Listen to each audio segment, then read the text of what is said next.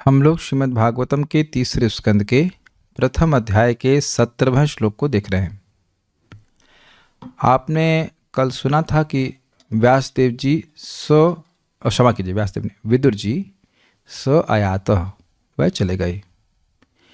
तो अब इससे पहले हम लोग दूसरे स्कंद के 10वें अध्याय के अंत में सुन चुके हैं कि विदुर जी के संबंध में कुछ प्रश्न किए गए थे शौनक ऋषि के द्वारा सूत गोस्वामी को।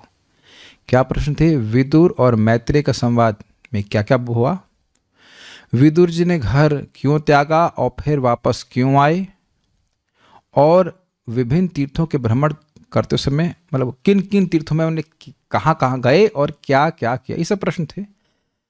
तो विदुर जी ने क्यों घर त्यागा वह तो आपने कई कारण सुन लिए, और 16वें श्लोक में आपने सुना कि उन्हें घर त्याग दिया। अब हम 8 श्लोकों में सुनेंगे कि वो कहाँ कहाँ गए, कौन कौन तीर्थों में गए, आशा ये है, और क्या क्या किया। स्पष्ट है? मेरे पीछे बोलिए, माइक पे बोलिएगा। स निर्गतः कौरव पुण्य लब्धो गजाह्वया तीर्थ पदः पदानि। स निर्गतः कौरव पुण्य लब्धो गजाह्वया तीर्थ पदः पदानि। अन्वाक्रमत् पुण्य चिकीर्षयोर्व्याम् अधिष्ठितो यानि सहस्रमूर्तिः।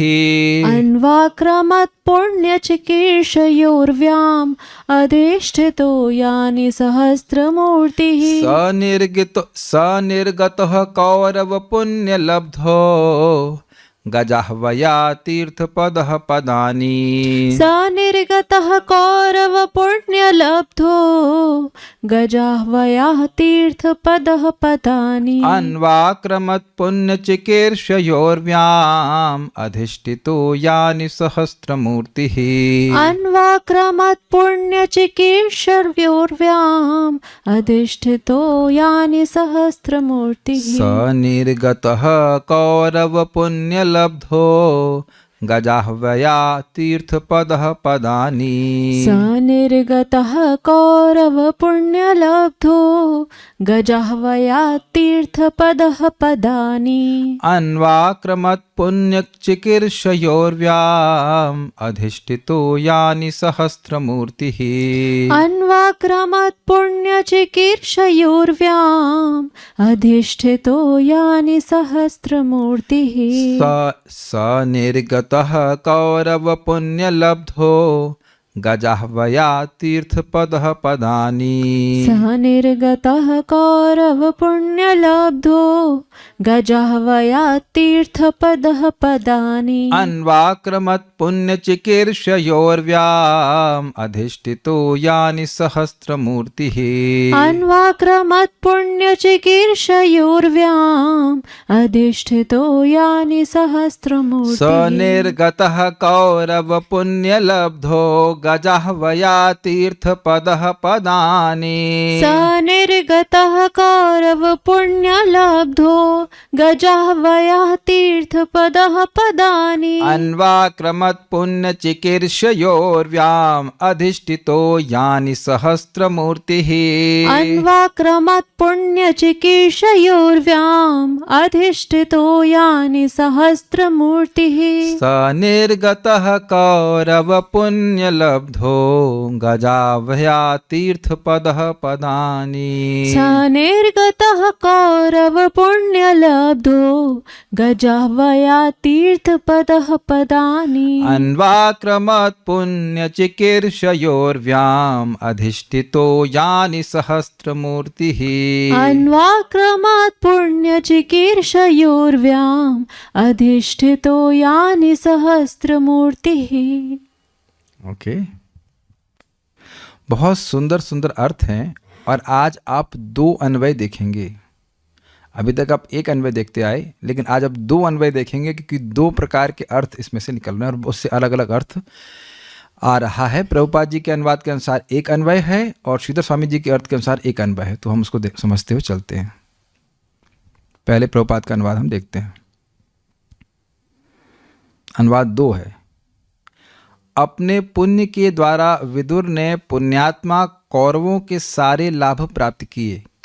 मतलब जो कौरव राज्य में जो महान मतलब लीडर लोग थे, वैसे ही उनको महल मिला, वैसे ही शिक्षा प्राप्त हुई। इस प्रकार से उनको जो एक राजकीय सुविधा होती है वह सब उनको लाभ प्राप्त हुआ अपने पुण्य के कारण। तो ये हुआ कौरव पुण्य लब्धो। अपने पुण्य के कारण वह कौरव कुरु वंश के यहाँ पे जन्म लेने के लाभ को प्राप्त किया। स्वाभाविक सी बात है। बोलो पापा का नाम क्या? व्यासदेव। अब समझ में आ गया पापा कौन है? व्यासदेव। मुंह नहीं खुला, वाह व्यासदेव, सुखदेव के भाई हैं आप, सुखदेव गोस्वामी के बड़े भाई, जहां तक मैं समझ, हाँ बड़े भाई, सुखदेव गोस्वामी के बड़े भाई हैं आप। अच्छा, तो व्यासदेव जी के बेटे, ये कुछ सामान्य बात है। व्यासदेव कौन है? भगवान के अवतार है, भगवान के अवतार के बेटे। तो ये कोई बहुत पुण्यात्मा व्यक्ति होगा तभी ना ऐसा कर पाएगा। तो एक अर्थ क्या है कौरव पुण्य लब्ध का, कि अपने महान पुण्य के कारण उनको कुरुवंश में जन्म लेने का मौका मिला। ठीक है। उन्होंने हस्तिनापुर छोड़ने के बाद अनेक तीर्थ स्थानों के शरण ग्रहण की, जो कि भगवान के चरण कमल हैं। उच्च कोटि का पवित्र जीवन पाने की इच्छा से उन्होंने उन पवित्र स्थानों की यात्रा की जहां भगवान के हजारों दिव्य रूप स्थित हैं। अब एक प्रश्न होगा कि जब पुण्य के द्वारा आपने कहा कि कौरव वंश में जन्म हुआ, तो अब और पुण्य कमाने की क्या जरूरत है? तो जीव गोस्वामी स्पष्ट करते हैं कि देखिए, और प्रपात को तात्पर्य में क्लियर करेंगे कि देखिए हुआ ये कि कुरुवंश में जन्म तो बहुत अच्छा मिला, लेकिन संगति बहुत खराब लोगों की मिल गई, दुर्योधन आदि की। तो इससे विदुर जी अपने को अपवित्र हुआ मानते थे। इसलिए सोच रहे थे, यद्यपि भगवान कृष्ण उस समय है, आप विचार कीजिए कि जिनके चरण कमलों में तीर्थ पद हैं, सारे, यहाँ पे शब्द है तीर्थ पद, सारे तीर्थ जिनके चरणों में निवास करते हैं, वो जब धराधाम पर प्रत्यक्ष रह रहे हैं, आपने सुनिया स्वपुर्याम आस्ते, वो द्वारका में निवास कर रहे हैं, तो व्यक्ति को पुण्य कमाने के लिए तो उनके पास जाना चाहिए ना। जिनके चरणों में सारे तीर्थ निवास कर रहे हैं उनके पास जाना चाहिए कि तीर्थों में जाना चाहिए। लेकिन विदुर जी अपनी नम्रता में यह विचार कर रहे थे कि मैं इतना अपवित्र हूं कि मैं भगवान के सामने जाने के, समक्ष जाने के योग्य नहीं हूं, इसलिए मैं अपने आप को पहले पवित्र करूंगा। ये उनकी भावना थी। ऐसा नहीं है कि अब भगवान के पास जाने के लिए व्यक्ति को अलग से पवित्र होने की जरूरत है, लेकिन यहाँ एक भाव यहाँ पे प्रस्तुत किया गया, इसलिए कह रहे उच्च कोटि का पवित्र जीवन की इच्छा से। अब इसके अनुरूप जो अन्वय है वह देखिए, अन्वय 2 देखिएगा। कौरव पुण्य लब्धा, कुरुवंश को अपने पुण्यों के द्वारा प्राप्त किए हुए।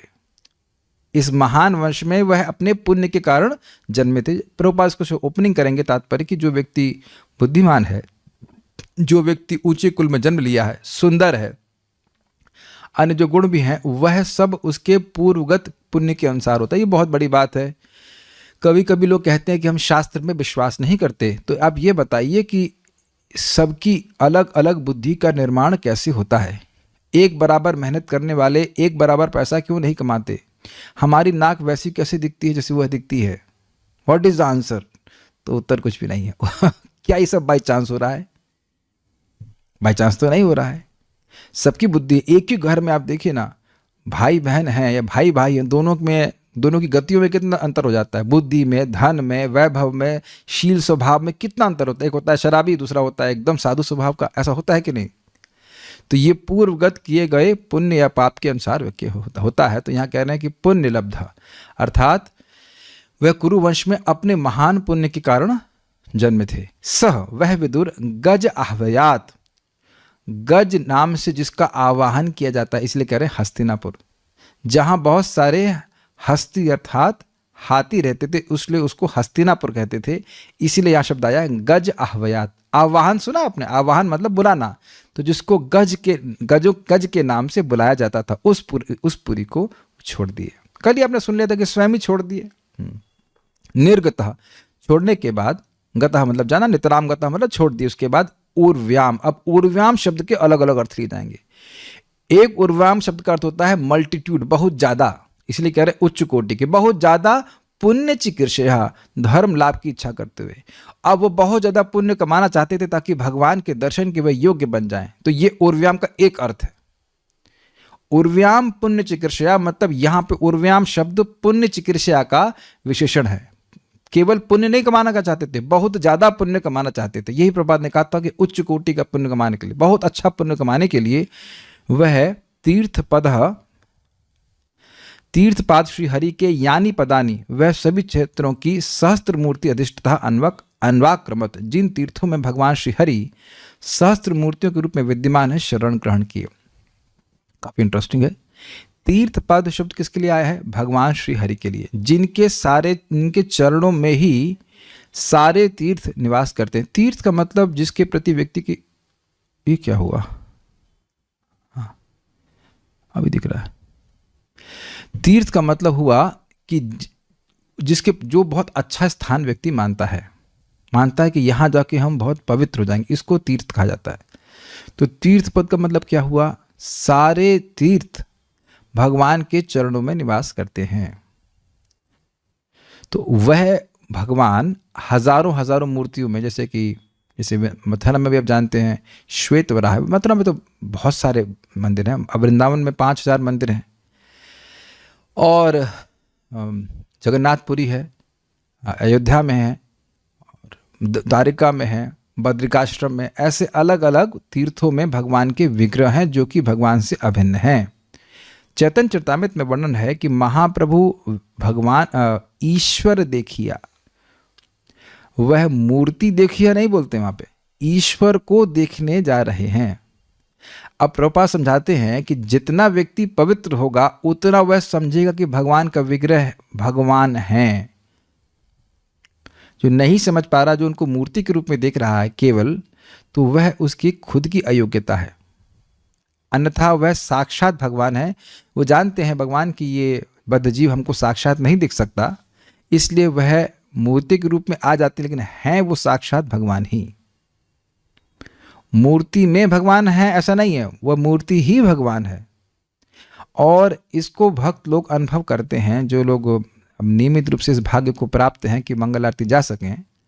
तो आप देखते हैं कि मंगल आरती जाने के बाद अगर हम ठीक भावना में जाते हैं तो आप देखेंगे कि एक विशेष प्रकार की प्रेरणा भक्ति करने को प्राप्त होती है। ये अनुभव की गई बात है, ये अनुभव करी गई बात है।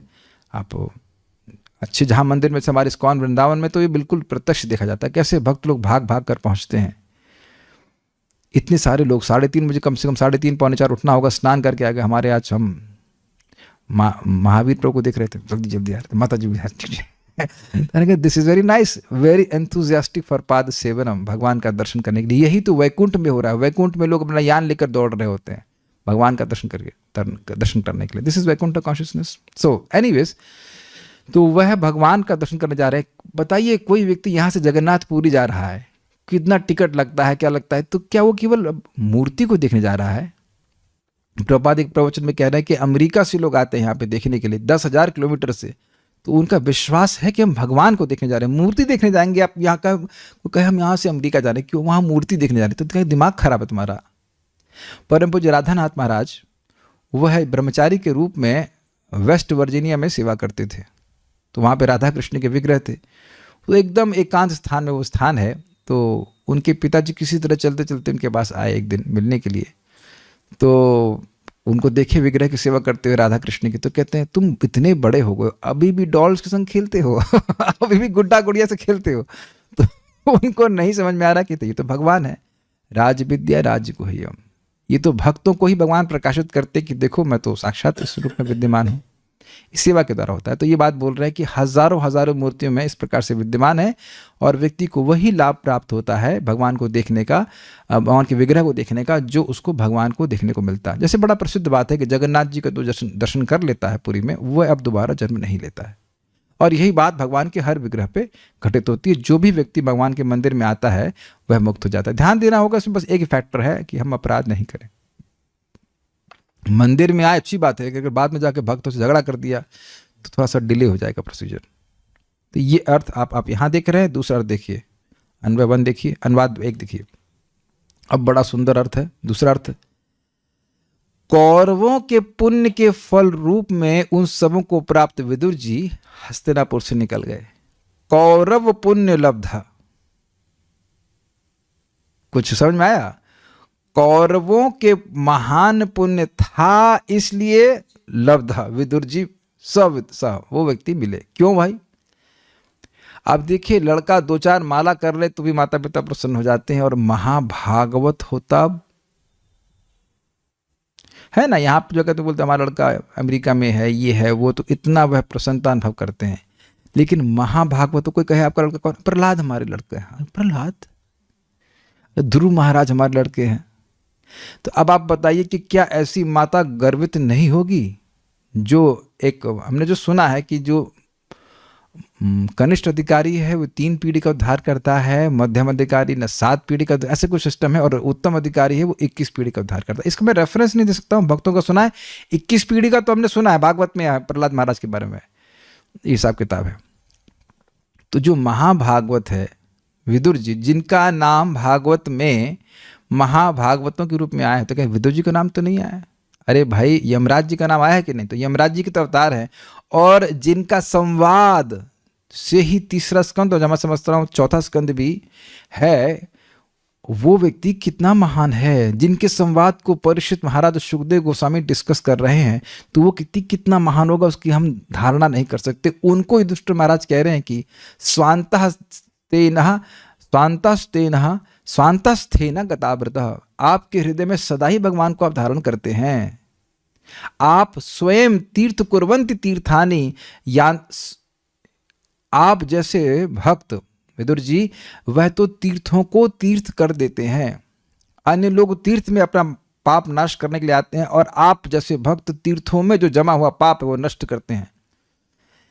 तो इसलिए कौरव पुण्य लब्ध का मतलब हुआ कि कौरवों का महान भाग्य था, उनका महान पुण्य था कि ऐसा महाभागवत विदुर जी जैसा वह उनके वंश में प्रकट हुआ। और पुण्य प्राप्त करने की इच्छा से वे तीर्थपाद श्री हरि के क्षेत्र में पृथ्वी पर विचरण करने लगे। अब यहाँ पृथ्वी शब्द उर्व्याम का अर्थ है। उर्व्याम का एक अर्थ आपने सुना था बहुत ज्यादा, और दूसरा है उर्व्याम का अर्थ है पृथ्वी। पृथ्वी पर विचरण करने लगे, जिन तीर्थों में श्री भगवान हजारों मूर्ति के रूप में विद्यमान है। अभी थोड़ा सुनिएगा, और अच्छा अर्थ है। अन्वय देखिएगा पहले बार इसका।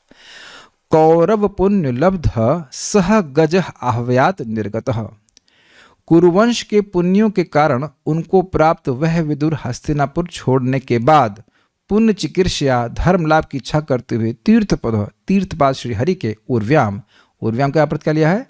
पृथ्वी पर। यानी पदानी, उन सभी क्षेत्रों की सहस्त्र मूर्ति अधिष्ठतः अन्वाक्रमत, जहां भगवान श्री हरि के हजारों दिव्य रूप विद्यमान है, शरण ग्रहण करी। अब इस पर श्रीधर स्वामी बड़ा सुंदर कह रहे हैं कि देखिए, यहां कह रहे हैं कि कौरवों के महान पुण्य से लाभ प्राप्त के रूप में लब्ध विदुर जी चले गए। इसका मतलब है कि कौरवों का भाग्य ही चला गया। क्या अमेजिंग उत्तर है। नितराम गता, अब वह वापस नहीं आने वाला था। अब कोई ऐसा नहीं था जो उनको सद उपदेश दे। ये तो सबको स्वीकार्य है। जब अब विदुर जी ही चले गए तो कोई नहीं बचा जो उनको सद उपदेश दे। और इस जगत में ऐसा ही होता है कि जब विनाशकाली विपरीत बुद्धि, जब व्यक्ति का विनाश आ जाता है, तो जो उसको नहीं करना चाहिए वही करता है। Does that make sense? Generally हम व्यक्ति उसी चीज से बीमार पड़ता है जो उसे पसंद होती है। तो मान लो वैद्य बता रहा है तो कि मत खाओ, तो संभावना है कि वह कुछ छोड़ दे। लेकिन अगर वैद्य ही चला गया तब तो वो वही खाएगा जो उसके लिए नुकसानदेह है, वो तो वही करने वाला है।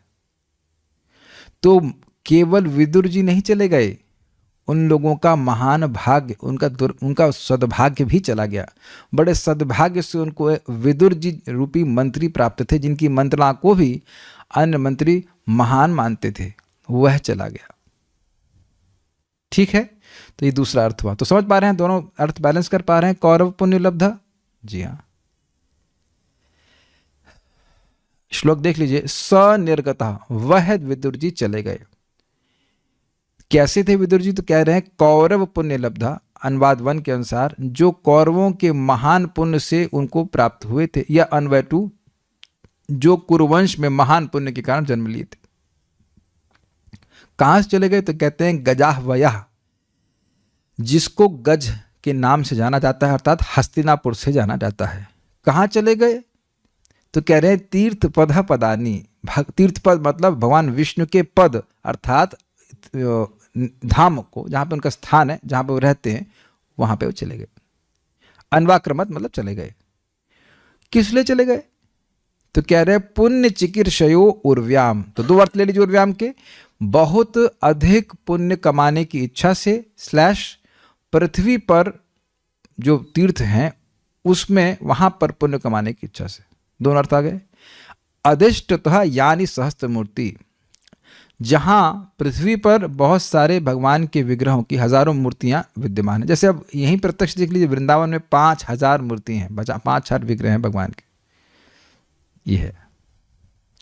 अगर आप में से कुछ लोग वहाँ अयोध्या गए होंगे तो वहाँ भी भगवान श्री राम के बहुत सारे मंदिर हैं, बहुत सारे मंदिर, छोटे मंदिर, बड़े मंदिर हैं, सब भगवान श्री राम के। आप लोग गए हैं अयोध्या तो आप देखे होंगे बहुत सारे मंदिर हैं, तो भगवान किस प्रकार से विग्रह है। इधर हम लोग साउथ इंडिया में अगर आप जाएंगे, हम तो घर गए नहीं, सुने ही, श्रीरंगम में भगवान का बहुत बड़ा विग्रह है। तो ऐसे तीर्थ क्षेत्र हैं, वहाँ पे भगवान के विग्रह हैं और वो है देखने के लिए, उनके दर्शन करने के लिए गए। एक बहुत सुंदर बात है, अगर आप बहुत समर्थ व्यक्ति हैं और आपका कोई संबंधी है जो बहुत कष्ट में है, वो आपके पास आता है, तभी वो केवल आने मात्र से हम उसके दुख का निवारण करने के लिए उद्यत हो जाते हैं। Means we become inclined to help him. नहीं, सहज प्रेम हो तो केवल देखने मात्र से बहुत प्रेम हो जाता है।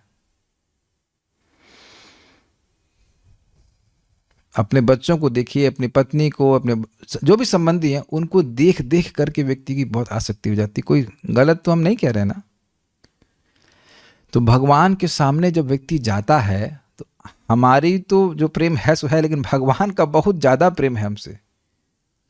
तो भगवान को भी आदत हो जाती है कि हमारा सेवक आज नहीं आया। ऑल दो यद्यपि हम लोग को ऐसा लगे कि हम नहीं आए तो क्या फ़र्क पड़ेगा। जैसे अब पहले तो देखिए मैं थोड़ा पीछे लगता था, अब मुझे डर लगता है कि कहीं भाई कलयुग का समय लोग सहन नहीं कर पाते हैं तो लोग बुरा मान जाएंगे, इसलिए मैं पीछे नहीं लगता। बट ऐसा नहीं कि जो स्टूडेंट्स नहीं आते हैं उनको मैं याद नहीं रखता, और वो आते हैं तो हम प्रसन्न नहीं होते, हमको फर्क नहीं पड़ता, सब ब्राउज कर लेते हैं कौन आया कौन नहीं आया।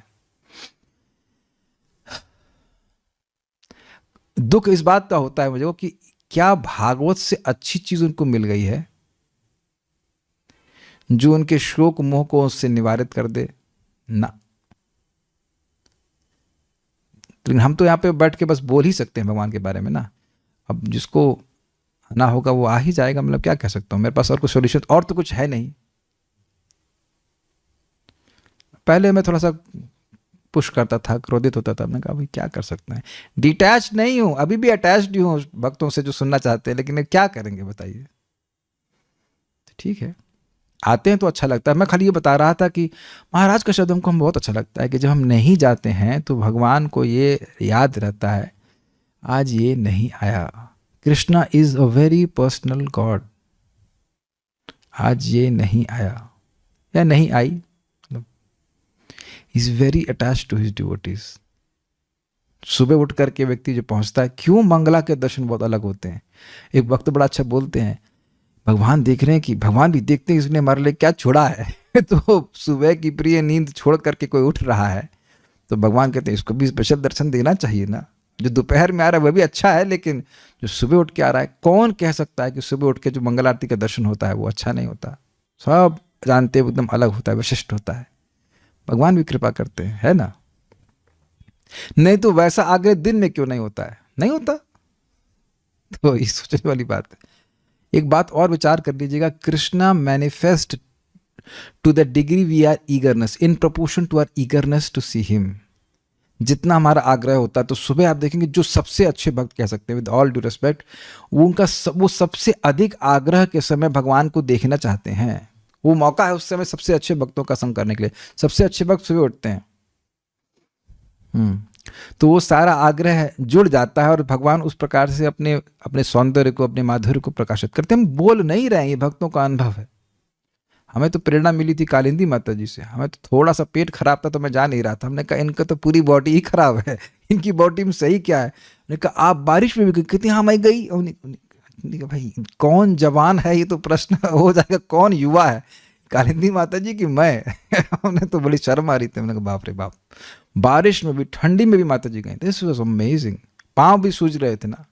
क्या उत्साह है। हमारे गुरु भाई सामने जस्ट उसी बिल्डिंग में रहते जिसमें आप रहते थे, वो ऐसे रस्सी पकड़ के, भगवान की रस्सी पकड़, इतना वो कमजोर थे, ऐसे हिल ऐसे झूल रहे होते थे, फिर भी मंगल आरती में जाते थे। That's amazing.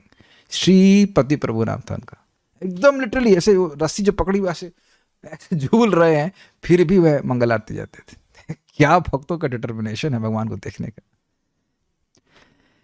आग्रह है, प्रेम है। तो क्रम संदर्भ देखते हैं। वैसे एक बात तो है कि खुश थे विदुर जी, कहते हैं अब इन दुर्योधन का मुंह देखूंगा उससे तो अच्छा भगवान का विग्रह देखूंगा, कोई डिस्टर्ब नहीं करेगा।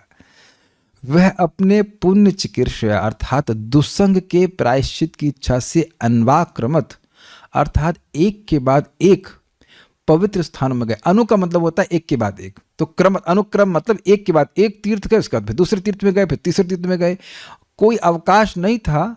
क्या हो गया, मैं सिद्धि छूट गया क्या? और ठीक है सुन लीजिए, फिर उसका पढ़ा रहा हूँ। तो उसके बाद एक के बाद एक, एक के बाद एक, एक के बाद एक तीर्थ जा रहे हैं। यानी कि कितनी सुंदर बुद्धि है। विचार कीजिए कि अब अगर मान लो बद्रिकाश्रम से निकले तो हरिद्वार में ही गाड़ी रुकेगी, बीच में कोई पिकनिक स्पॉट नहीं देख रहे हैं। बात बहुत सिंपल सी लिखी है, लेकिन जब लोग अपने घूमने के लिए इंग्लिश में कहते हैं इटिनरी बनाते हैं, इटिनरी मतलब कहाँ कहाँ घूमेंगे, तो यहाँ भी जाएंगे और वहाँ भी जाएंगे, तो केवल तीर्थों में नहीं जाते हैं, है ना। वृंदावन भी चलेंगे और आगरा का ताजमहल भी देख के आएंगे। मैं आगरा से भी कुछ लोग हैं, प्लीज़ बुरा नहीं मानेगा, लेकिन आगरा का ताजमहल कोई तीर्थ नहीं है। ठीक है, अभी हम नथिंग आगरा, या आगरा का पेठा भी खाएंगे, या उससे कभी कभी लोग हरिद्वार भी आते, कहते एमवीटी के रेस्टोरेंट भी जाएंगे। तो वो मिक्स्ड बुद्धि है कि यहाँ भी जाएंगे और वहाँ भी जाएंगे। जयपुर जाएंगे, अच्छी बात है, तो जयपुर में केवल गोविंद देव को नहीं देख के आएंगे, वो लाल हवेली है क्या है, हवा महल है क्या है वहाँ पे, वह भी देख के आएंगे। तो इस प्रकार से आप देखेंगे मल्टीपल इच्छा होती है, भगवान को भी देखेंगे, लेकिन यहाँ क्या इच्छा है, भगवान को ही देखेंगे। क्यों? क्योंकि दुसंग बहुत किया है। दुसंग मतलब ये धृतराष्ट्र का, और जो भगवान की बात नहीं मान रहे उनका हम संग कर रहे हैं, उनकी सेवा कर रहे हैं। और जिसकी सेवा करते से गुण आ जाता है, तो यद्यपि विदुर जी में आया नहीं था ऐसा, लेकिन विदुर जी ऐसा मान रहे थे कि हमने बहुत दुसंग किया है, ऐसे खराब लोग का संग किया है, हम भगवान के पास जाने के योग्य नहीं। तो बड़े आग्रह के संग वह तीर्थों का भ्रमण कर रहे थे, एक के बाद एक, एक के बाद एक। यानी आप देख रहे हैं कि बहुत आग्रह था कि तीर्थों में जाकर भगवान का दर्शन करें। जैसे यहाँ हम देखते हैं कि भक्त लोग आते हैं तो बिल्कुल, नाम नहीं रख रहा है, भक्त हमारे ऑस्ट्रेलिया के हैं, ऐसे हैं तो वृंदावन के, लेकिन ऑस्ट्रेलिया में है, तो यहाँ आए तो एकदम बावले हो गए, अभी बरसाना जाना है, अब यहाँ जाना है, अब वहाँ जाना है, अब यहाँ जाना है। तो मैं तो उनका उत्साह देख रहा था कि वाह कितना उत्साह है, इधर जाना है, उधर जाना है, यहाँ जाना है, वहाँ जाना है। तो कितना प्रेम, कितना आग्रह भगवान को देखने का है, ये बात है। और कुछ मति में नहीं है कि और कोई कुछ और करना है, केवल यही देखना कि भगवान का दर्शन करना, भगवान का दर्शन करना। This is very nice. ठीक है, ठीक है। एक के बाद एक पवित्र स्थानों में गए तथा स्वयं को दोषी मानते हुए वह तत्काल श्री कृष्ण के पास नहीं गए, यह भाव है। वो सोच रहे थे कि मैं भगवान के पास कैसे जा सकता हूँ। श्रीधरी देख लीजिए, मैं छूट गया था श्रीधरी मेरे से। हस्तिनापुर से निकलकर विदुर जी ने जिस प्रकार से तीर्थों में भ्रमण किया, उस प्रकार को सनिर्गतः इत्यादि 8 श्लोकों से बतलाते हैं। हस्तिनापुर से निकले हुए वे तीर्थपाद श्री हरि के क्षेत्रों में पुण्य चिकित्सा अर्थात पुण्य करने की इच्छा से घूमने लगे। पुण्य का मतलब क्या होता है? पुण्य मतलब होता है जो भक्ति के प्रतिबंधक कर्म हैं उनका जो निवर्तन कर दे, अर्थात उनको जो नष्ट कर दे, उसको पुण्य कहा जाता है। जैसे कोई इन्फेक्शन है तो अब उसको जो चीज़ नष्ट कर दे तो वह उसको पवित्र करने वाली हुई, है ना। तो पुण्य का मतलब है पवित्र करने वाला। जो भगवान के प्रति अविद्या है, जो कि अविद्या के कारण भगवान के प्रति जो द्वेष भाव है कि या एवर्जन कहते हैं कि भगवान से हमारा कोई मतलब नहीं है, भगवान की भक्ति मैं क्यों करूं, भगवान की सेवा मैं क्यों करूं, यह जो अविद्या के कारण रोग है जीवात्मा का, इसका जो नाश करने वाला है उसको पुण्य कहा जाता है। इसलिए कहते हैं पुण्य श्रवण कीर्तना, है ना। दुनिया में सभी लोग तो भगवान की बात नहीं करना चाहते हैं, भगवान को भोजन नहीं देना चाहते हैं, भगवान की सेवा नहीं करना चाहते हैं। तो भगवान का नाम जप करने से, भगवान की कथा सुनने से, भगवान का प्रसाद ग्रहण करने से हमारी अविद्या का निवर्तन होता है। निवर्तन का मतलब नाश होता है, और व्यक्ति इंक्लाइंड होता है, उत्साहित होता है भगवान की सेवा करने के लिए। तो ये है पुण्य का अर्थ। तो कह रहे थे कि मैं इतने समय तो कौरवों की सेवा करता रहा, इसका मतलब अविद्या ने मुझे घेर लिया है। मैं क्यों सेवा कर रहा था इन लोगों की, बहुत बीमार हो गया हूं। तो अब एक के बाद एक अस्पताल में जा रहे हैं, तीर्थ में जा रहे हैं।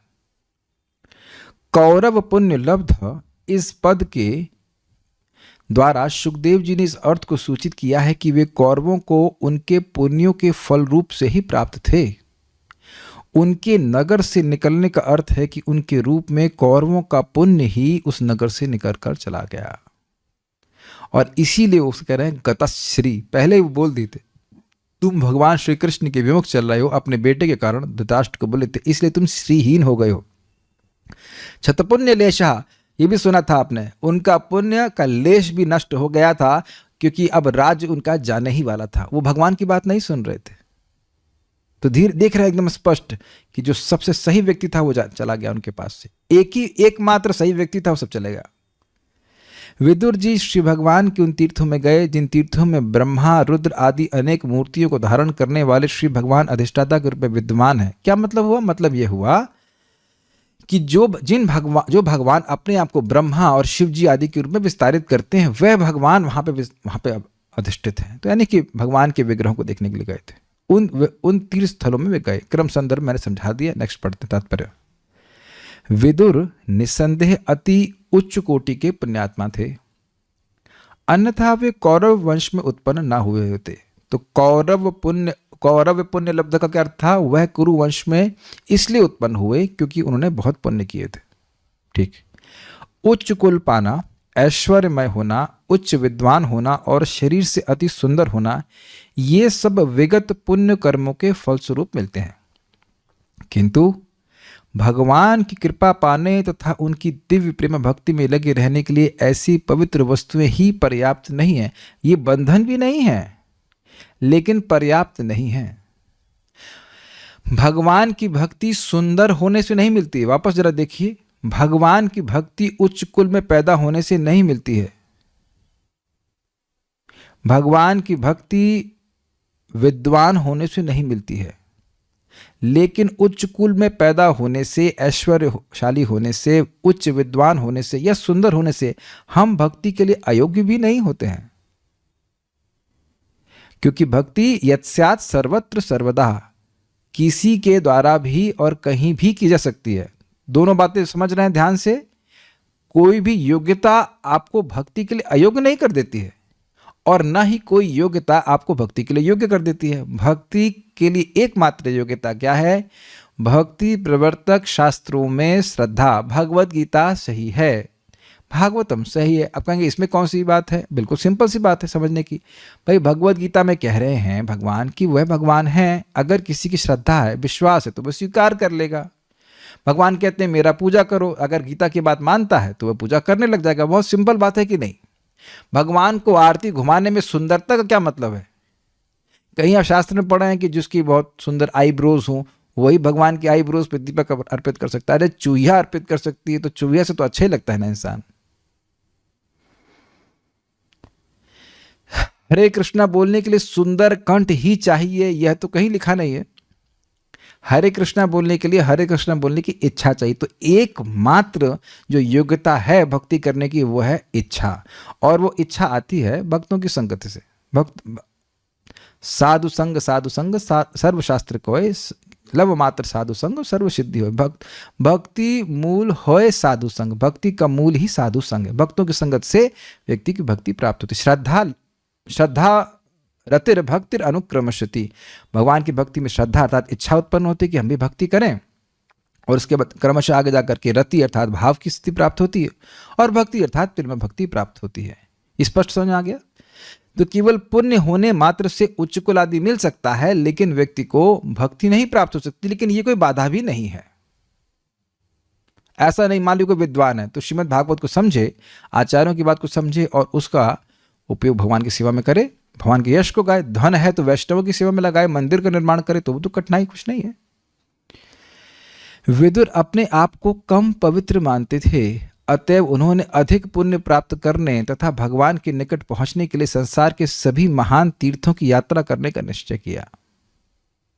आपने एक भजन सुना होगा, मैली चादर ओढ़ के कैसे द्वार तुम्हारे आओ, सुना है ना? अच्छा, वही भाव है कि भाई मेरा इतना असत्संग है, मैं कैसे भगवान के सामने आया हूं।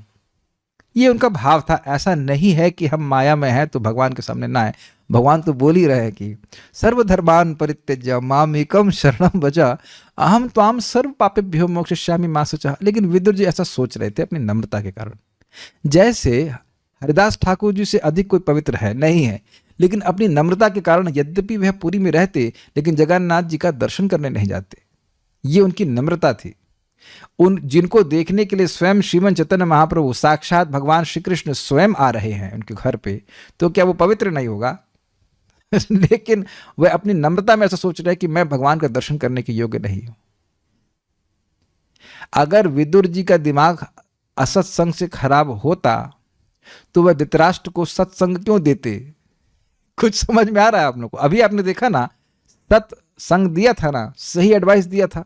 तो असत्संग किए होते तो उनकी ही बुद्धि खराब हो गई होती। वो उनकी तरह सोचने लग जाते हैं। भाई जिन लोग की हम संगत करते हैं उनकी तरह सोचने लग जाते हैं। तो वो असत्संग किए नहीं थे लेकिन ऐसा मान रहे थे कि मैंने असत्संग किया है।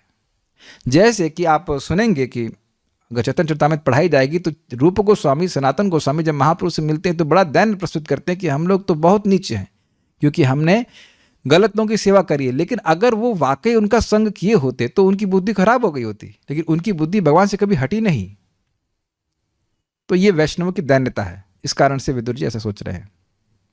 उस समय यद्यपि भगवान कृष्ण सदेह मतलब साक्षात इस जगत में उपस्थित थे और स्वयं विदुर जी ने कहा स्वपुर्यम आस्ते, भगवान द्वारका में ही हैं। विदुर जी जानते थे और रास्ता भी जानते थे, ऐसा नहीं कि रास्ता न जानते हो। और विदुर तत्काल सीधे उनके पास पहुंच सकते थे, किंतु उन्होंने ऐसा नहीं किया क्योंकि वे पापों से पूरी तरह मुक्त नहीं हुए थे, ऐसा वो समझ रहे थे। हाँ, जब तक पाप के प्रभावों से पूरी तरह मुक्त ना हो लिया जाए तब तक कोई मनुष्य भगवान के प्रति 100% अनुरक्त नहीं हो सकता। क्यों? क्योंकि अगर हृदय में पाप है तो उसको भगवान की शरणागति में विश्वास नहीं होगा। क्या मतलब? भगवान की शरणागति का क्या मतलब हुआ? अपने मन से, अपनी वाणी से और अपने कर्मों से भगवान की सेवा करना। तो अब जगत में लोग यही मानते हैं कि हम लोग अपना समय खराब कर रहे हैं। खराब वो कर रहे हैं अपना समय, दूसरों का भी, लेकिन वह यही मानते हैं कि हम लोग अपना समय खराब कर रहे हैं। कुछ करो भाई, ये क्या भागवत पढ़ते रहोगे, बताते रहोगे। अग्रीड? तो ये क्यों है? उनके हृदय का पाप ही है जो है उनको प्रेरित कर रहा है कि भाई भगवान की भक्ति समय की बर्बादी है। ये दीप क्यों दिखा रहे हो? उससे क्या होगा? कुछ करो। जैसे कुछ लोग बोलते हैं तुलसी होगा कि क्या होगा, बैगन का पेड़ उगाओ। विवेक ही नहीं उन लोगों को, क्या करें? उसी में आनंद आता है बोलने बैगन उगाने में उनको। So we should not be foolish like this. क्या बैगन रख करके आप भगवान को भोग लगाएंगे? उसे बताओ। बैगन की कतली काट काट करके या उसका जो ऊपर की टोपी है वो काट काट के रखेंगे दाल चावल के ऊपर, तब भगवान स्वीकार करेंगे। अब उन मूर्खों को क्या कहा जाए कि शास्त्र में वर्णन है कि भाई तुलसी के बिना भगवान भोग स्वीकार नहीं करते हैं। यहाँ तक कि तुलसी सूखी भी हो तो भी रख देंगे तो भगवान स्वीकार कर लेंगे। तुलसी और जल मात्र से भगवान को खरीदा जा सकता है। तुम्हारे बैगन से खरीदने वाले हैं, बिकने वाले हैं भगवान ना, लेकिन बैगन उगाओ। तो अब आप देख रहे हैं कि जो लीडर में ऐसा बुद्धि का बल पड़ा हुआ तो चेलों की तो कहना ही क्या। तो इससे दिखा रहा है कि व्यक्ति वो पापी है। प्रभुपाद कहते हैं कि जो एकमात्र तरीका है किसी को नलायक बोलने का, नलायक रूप में समझने का, कि वो भगवान के शरणागत नहीं, अर्थात अपनी इंद्रियों से भगवान की सेवा वो नहीं कर रहा है। तो एकदम स्पष्ट समझ लीजिए कि बहुत पाप जमा हुआ, इसलिए वह भगवान की सेवा नहीं करना चाहता है। विदुर को इसका भान था कि कूटनीतिज्ञ धृतराष्ट्र तथा दुर्योधन की संगति के कारण उनका पुण्य समाप्त हो चुका है, अतएव वे तुरंत ही भगवान की संगति करने के योग्य नहीं है। भगवद गीता में इसकी पुष्टि निम्नलिखित श्लोक में हुई है। ये शाम तु अंतगतम पापम जननाम पुण्य कर्मणाम ते द्वंद्व मोह निर्मुक्ता भजन्ते माम दृढ़व्रतः। जो व्यक्ति के सारे पाप नष्ट हो गए हैं पूर्व जन्मों के और इस जन्म में और पिछले जन्म में खूब पुण्य किए हैं, वह द्वंद्व से रहित होकर के भगवान का भजन करता है। क्या मतलब है? आज सर्दी है, आज गर्मी है, आज ये है, आज वो है, वो सब छोड़ करके बिल्कुल उधर ध्यान न देख के केवल दृष्टि भगवान की सेवा में होती है, ये है।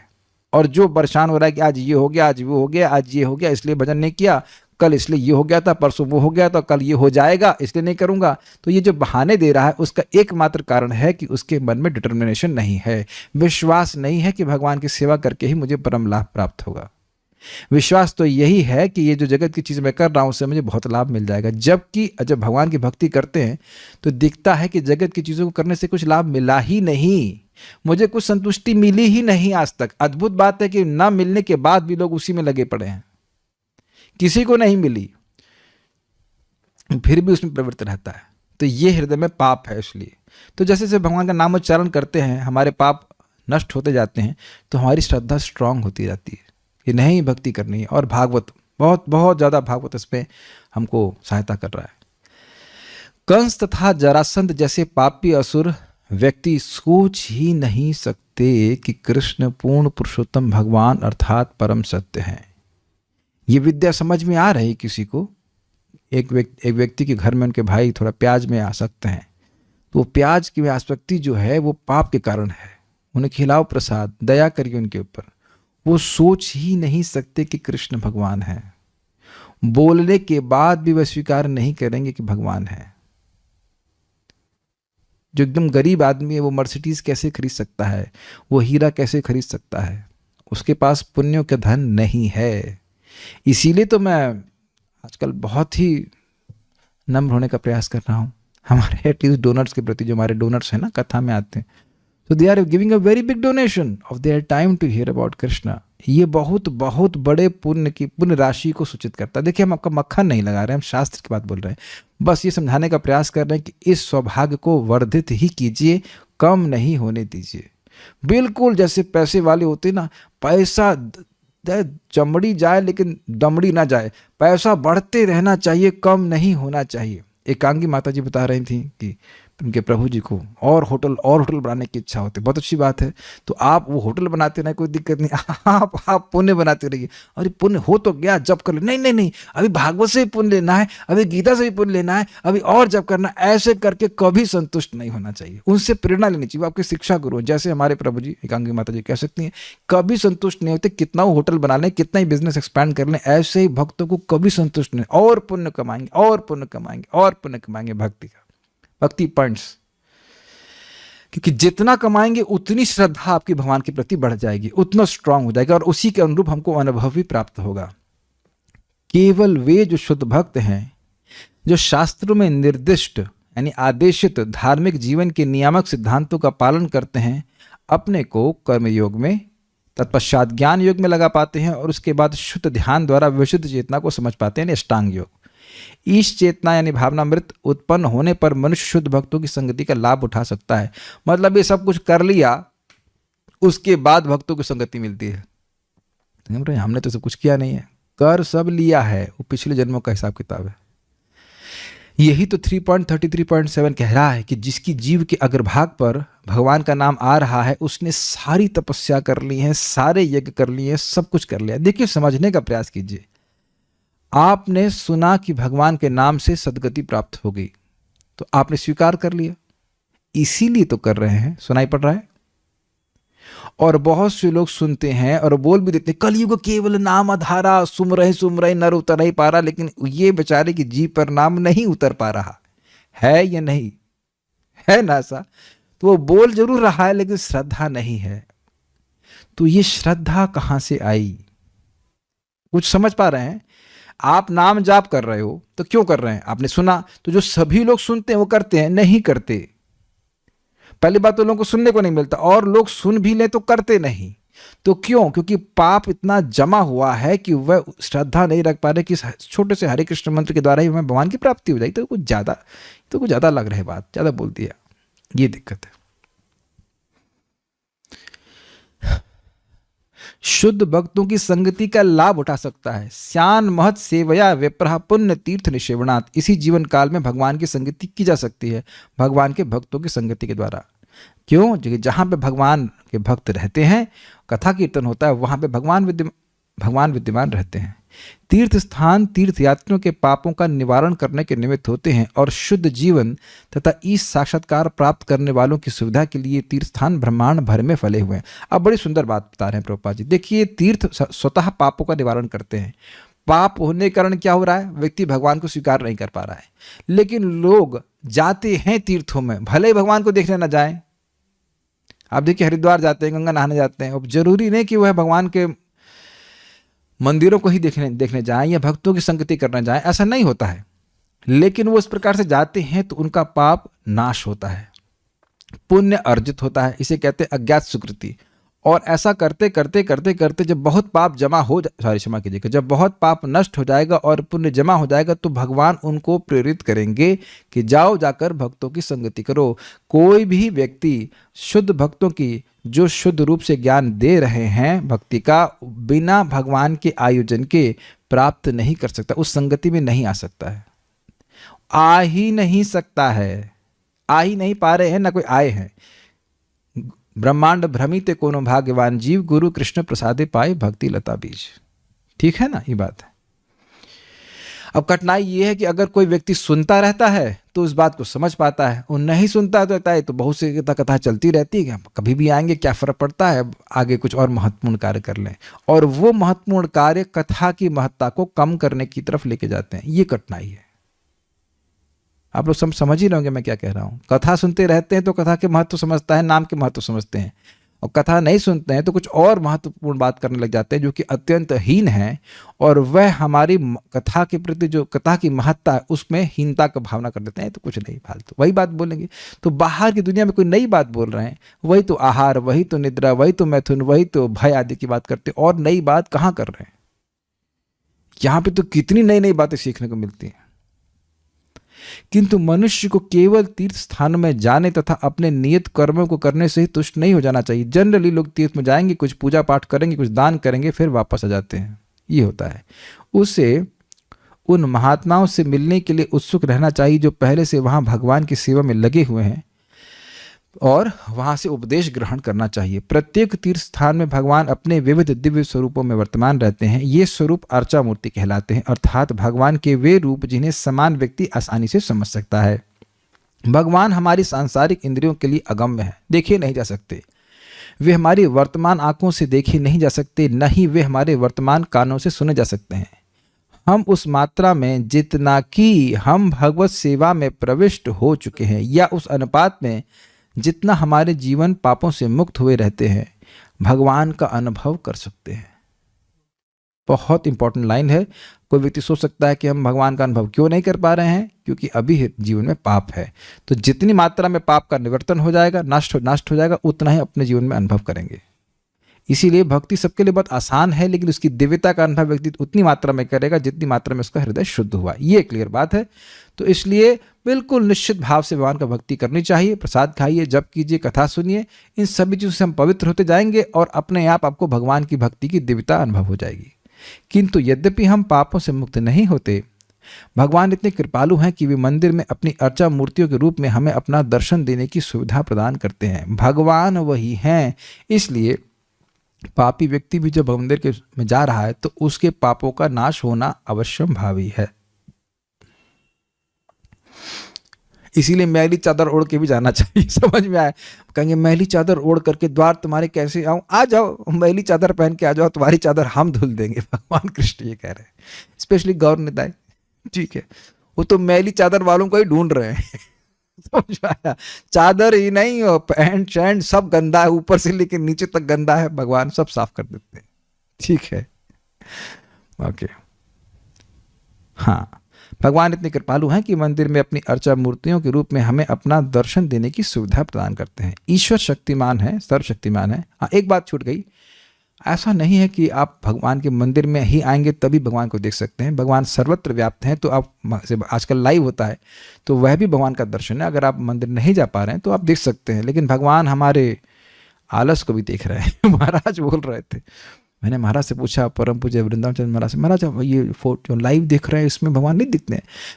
भगवान हमको नहीं देखते उसमें। तो कह रहे महाराज कहते तो महाराज कह रहे हैं कि भगवान तुमको देख रहे हैं और तुम्हारे आलस को भी देख रहे हैं कि तुम कितने आलसी हो। हमको बात कर, तुम कितने आलसी हो कि नहीं पहुंचे।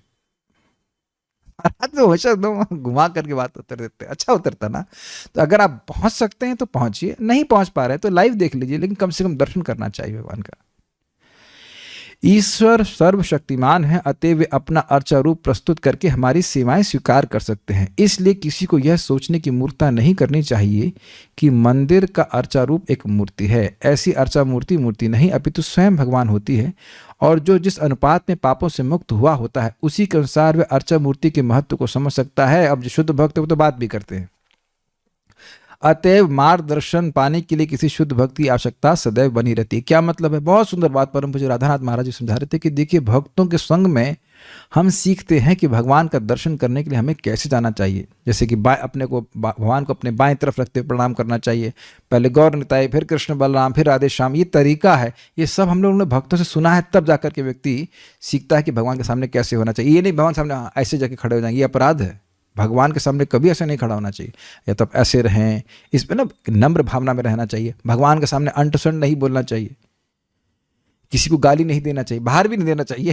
भगवान के सामने गाली नहीं देना चाहिए, क्रोधित नहीं होना चाहिए। ये सब बहुत सारे नियम है। चप्पल पहन के तो आप नहीं घुस सकते हैं मंदिर में। ये सब भक्तों से सीखता है व्यक्ति, ये सब बात है। एक बार बता रहे थे ब्रह्मानंद प्रभु की जगन्नाथ, बलभद्र और सुभद्रा मैया के विग्रह अमेरिका में आए, तो उन लोग को लगा ये खंबे हैं।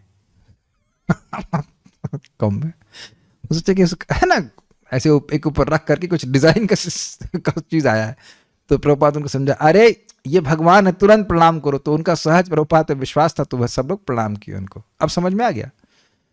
जैसे हमारे यहाँ पे लोग मंदिर में आकर कहते हैं कृष्ण बलराम के सामने, इसमें राधा कौन है? कृष्ण बलराम के सामने खड़े हैं, राधा रानी कौन है इसमें? और गौर निताई के सामने आके पूछते ये कौन है? ये गौरांग महाप्रभु कौन है? कई बार ऐसा देखा जाता है। तो भक्त लोग जो है उसको मतलब समझाते हैं कि क्या तरीका है। अच्छी मूर्ति है, अच्छी मूर्ति है। ये अपना ही फोटो लेना शुरू कर देता है। ये सब जो है अपराध है। वो बेचारे मतलब इग्नोरेंस में है, उनको पता नहीं करना क्या है। तो भक्तों की संगत में व्यक्ति सीख पाता है। भारतवर्ष में देश भर में लाखों तीर्थस्थल फैले हुए हैं, और परंपरा अनुसार सामान्य व्यक्ति वर्ष की सारी ऋतुओं में इन पवित्र स्थानों की यात्रा कर सकता है। ये काफ़ी इंटरेस्टिंग है। गर्मी में जा सकते हैं ऊपर हरिद्वार की तरफ, ठंडक में जा सकते हैं जगन्नाथपुरी की तरफ। ऐसा नहीं कह सकते इस मौसम में आप कहीं नहीं जा सकते। और वृंदावन तो बहुत बढ़िया है कि हर मौसम में अच्छा और अच्छा, जाड़े में तो और अच्छा, जाड़े में और अच्छा, क्योंकि मंदिर में थोड़ी कम भीड़ होती है और दर्शन हो जाता है। अच्छा, भगवान की कृपा है कि हमको नॉर्थ इंडिया में जन्म दिया। क्यों? क्योंकि सारे मौसम सहन कर लेते हैं। स्पेशली जाड़े में तो कोई दिक्कत नहीं होती है। कभी कभी जो साउथ इंडिया के लोग होते हैं उन्हें दिक्कत हो जाती है। हमारे कल्याण प्रभु बंगाल चले गए, बहुत ठंड लग रहा है। So you can be here for all seasons. विभिन्न तीर्थ स्थानों में स्थित कतिपय अर्चा स्वरूपों का उल्लेख इस प्रकार है। वे मथुरा में कृष्ण का जन्म स्थान आदि के स्वरूप में, पूरी उड़ीसा में भगवान जगन्नाथ पुरुषोत्तम भी के रूप में, इलाहाबाद प्रयाग में बिंदु माधव के रूप में, मंदराचल में मधुसूदन रूप में, आनंदारण्य में वासुदेव, पद्मनाभ तथा जनार्दन रूप में, विष्णु कांची में विष्णु रूप में तथा मायापुर में हरि रूप में विराजमान हैं। ब्रह्मांड भर में भगवान की ऐसी करोड़ों अर्चा मूर्तियां हैं। इन समस्त अर्चा मूर्तियों का सारांश चैतन्य चरितामृत में इस प्रकार दिया हुआ है। सर्वत्र प्रकाशतार भक्ति सुख दीते, जगतेर धर्म नाशी धर्म स्थापिते। भगवान ने अपने को ब्रह्मांड भर में इस तरह फैला रखा है जिससे भक्तों को आनंद मिले, सामान्य जनों को अपने पापों से निवारण करने की सुविधा प्राप्त हो तथा संसार में धर्म की संस्थापना की जा सके। तो भक्त लोगों को आनंदित होते हैं, जो बाह्य लोग हैं उनका पाप नष्ट होता है, भगवान की ओर और उन्मुख होने के लिए योग्य बन जाते हैं। क्या प्रश्न है? मुझे पता था कि प्रश्न है, लेकिन एक हरि नाम से सारे पाप भूत भविष्य और वर्तमान के नष्ट हो जाते हैं। ये सुबह की क्लास में सुना था और अभी समझ रहे हैं कि पाप जितनी मात्रा में नष्ट हुआ है उतना अनुभव होता है। इन दोनों बातों को एक साथ कैसे समझें? मुझे पता था ये प्रश्न आएगा। जी हाँ, देखिए महाराज इसको बहुत सुंदर तरह से समझा रहे थे। परम पूज्य वृंदावन चंद्र महाराज समझा रहे थे कि देखिए, कोई व्यक्ति कैंसर की पेशेंट है और वो अस्पताल में एडमिट हुआ, तो उसका कैंसर ठीक हो गया है और अस्पताल में लिख भी दिया गया कि कैंसर से ये मुक्त हो गए। लेकिन क्या वह स्वस्थ हो गए? आप अभी कुछ दिन पहले अस्पताल में एडमिट थे, लीवर का कुछ इश्यू था, तो जब आपको डिस्चार्ज किया गया तो क्या बोला? लीवर ठीक है। लीवर ठीक है ना, रोग का निवारण हो गया है, लेकिन पूर्णतः स्वस्थ होना एक अलग बात है जिसमें वो पूर्ण रूप से कार्य कर सके। व्यक्ति बीमार होता है, अस्पताल में एडमिट हुआ, चलो बीमारी का निवर्तन हो गया है, लेकिन अभी भी घर में आकर के वह प्रॉपरली खाना नहीं खा पा रहा है।